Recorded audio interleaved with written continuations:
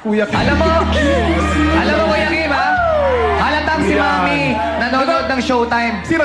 Si Mami halatang nanonood. Oh, syempre. Kasi napanood niya yung nag-kiss kayo biglaan ng Madlang People eh. Baka daw pwedeng siya Baka daw pwede rin. parang... Hindi, pero alam mo, Oh. Vong, no? Oh. Nikki, pinakamasarap talaga kumis sa mga lola. Bakit? Bakit? Talagang hinihimod eh.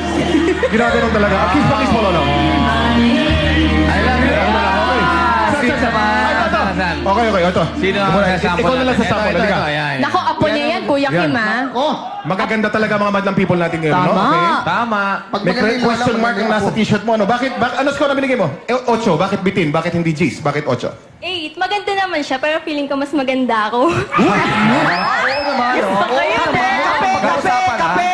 Ano? Kailangan ng kape, ha? Kape! Patunayan mo kung maganda ka talaga. Okay, guys? Kailangan ng sample dyan. Sample! Sabol, sabol, sabol. So now I come to you with open arms. Arms, ha? Open arms. What your love means to me. Open arms. Maganda kaya. Score mo pala naman natin. Okay, guys? Tingnan natin. Sample mo, premyo mo.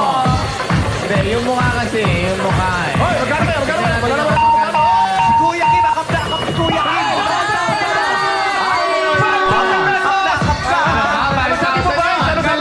Akap na akap ka, Kuya Kim, ha? Alam mo yung akap ni Kuya Kim, may halong swerte yan.